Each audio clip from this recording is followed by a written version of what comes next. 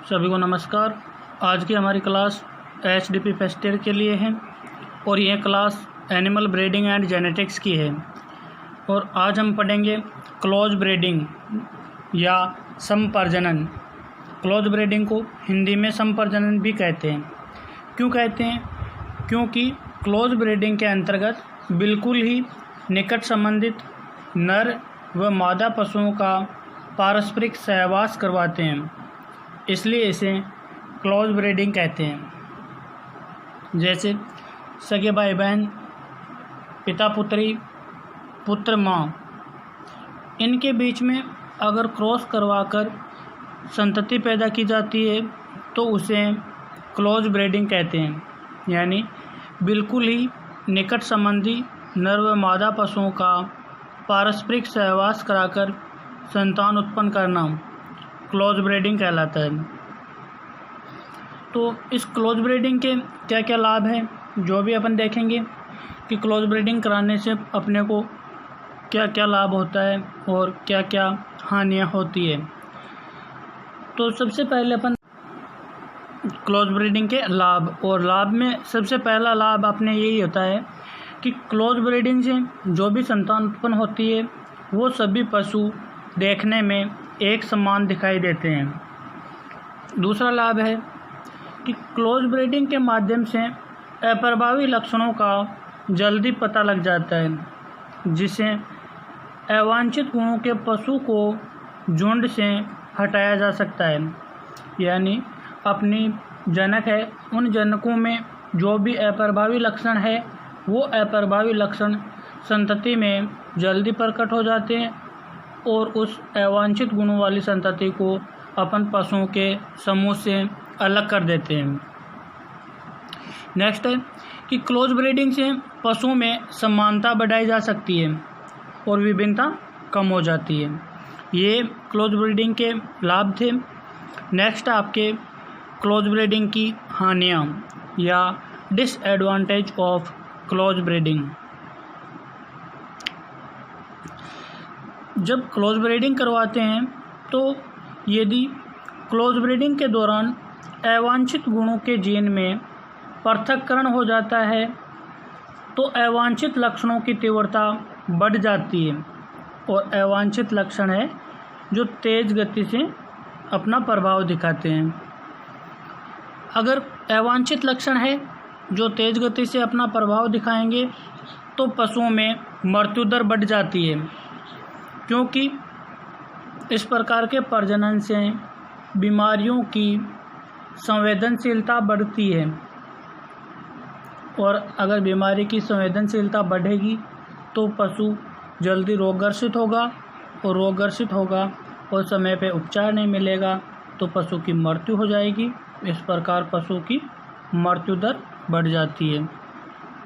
Next है, लगातार अपन inbreeding या क्लोज ब्रीडिंग करवाते हैं तो पशु की प्रजनन क्षमता कम हो जाती है। ये आपके क्लोज ब्रीडिंग की हानियाँ थी या डिसएडवांटेज थे। नेक्स्ट आपका लाइन ब्रीडिंग या अंतर्वंश प्रजनन। यानी वे नर या मादा पशु जिनका अपन पारस्परिक सहवास कराते हैं वे नर और मादा पशु बिल्कुल निकट संबंधी नहीं होकर 4 से 5 पीढ़ी के अंदर होते हैं, तो ऐसे प्रजनन को लाइन ब्रीडिंग कहते हैं। यानी नर या मादा जो पारस्परिक सहवास करते हैं वे बिल्कुल निकट संबंधी नहीं होकर 4 से 5 पीढ़ी के अंदर होते हैं और ऐसे प्रजनन को लाइन ब्रीडिंग कहते हैं। जैसे चचेरे भाई बहन है, बाबा पोती है, दादी पोता है, इनके बीच जब प्रजनन होता है या प्रजनन करवाया जाता है तो उस प्रजनन को लाइन ब्रीडिंग कहते हैं या हिंदी में बोले तो अंतर्वंश प्रजनन कहते हैं।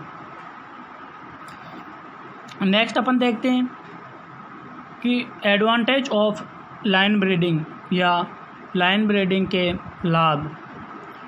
सबसे पहला लाभ तो यही है कि पशुओं में समानता बढ़ती है, लेकिन क्लोज ब्रीडिंग से जो समानता बढ़ती है उसकी तुलना में लाइन ब्रीडिंग से समानता कम बढ़ती है। समानता तो बढ़ती है लेकिन कम बढ़ती है। कम क्यों बढ़ती है? क्योंकि ये पशु है, नर और मादा पशु है, जो बिल्कुल निकट संबंधी नहीं होकर 4 से 5 पीढ़ी के अंदर संबंधित होते हैं।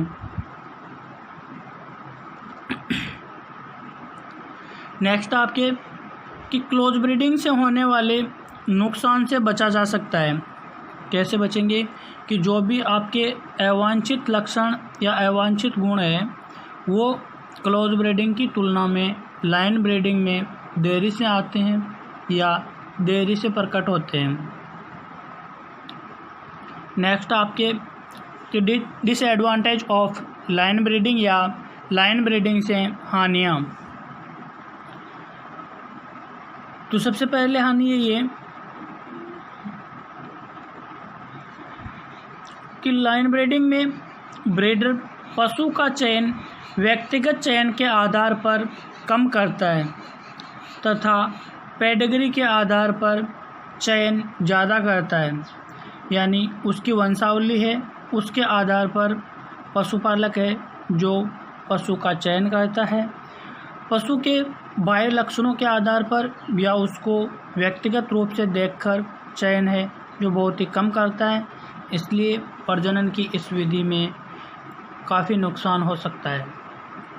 नेक्स्ट आपके आउट ब्रीडिंग या बही प्रजनन, यानी जब 6 पीढ़ी के ऊपर या 6 पीढ़ी से अलावा असंबंधित पशुओं के नर और मादा पशुओं में पारस्परिक सहवास कराते हैं तो उसे आउट ब्रीडिंग कहते हैं। आउट का मतलब होता है बही या बाहर करना, यानी ऐसे नर और मादा पशु जिनका कम से कम 6 पीढ़ी तक आपस में कोई संबंध नहीं होता है और ऐसे पशुओं में जब प्रजनन करवाया जाता है तो उसे आउट ब्रीडिंग कहते हैं। अब जैसे अपन आउट ब्रीडिंग करवाएंगे तो आउट ब्रीडिंग से पशु की व्यक्तिगत अच्छाई तो बढ़ती है लेकिन पशु का ब्रीडिंग वैल्यू है जो कम हो जाती है। यानी आउट ब्रीडिंग से पशु को अपन बाहर से देखेंगे तो अच्छा दिखेगा लेकिन जो उसकी ब्रीडिंग वैल्यू है वो कम हो जाती है या ब्रीडिंग वैल्यू घट जाती है। तो ये भी एक प्रकार का नुकसान ही है। नेक्स्ट अपन देखते हैं आउट ब्रीडिंग का उद्देश्य या आउट ब्रीडिंग क्यों करवाई जाती है।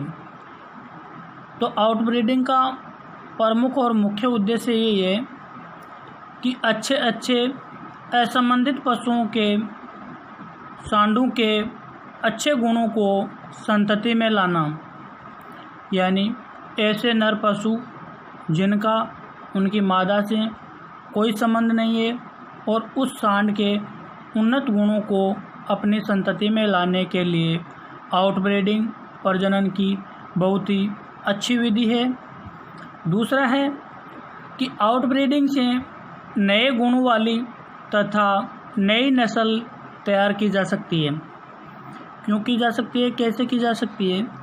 क्योंकि इसमें अपन जो भी नर और मादा पशु जनक के रूप में ले रहे हैं उनका आपस में कोई संबंध नहीं होता है। वो 6 पीढ़ी के लिए असंबंधित है। 6 पीढ़ी तक उनके नज़दीक का कोई भी संबंध नहीं है, इसलिए इसे नई नस्ल भी तैयार की जा सकती है। नेक्स्ट क्लास में अपन पढ़ेंगे मेथड ऑफ आउट ब्रीडिंग या आउट ब्रीडिंग के प्रकार। सभी को बहुत बहुत धन्यवाद।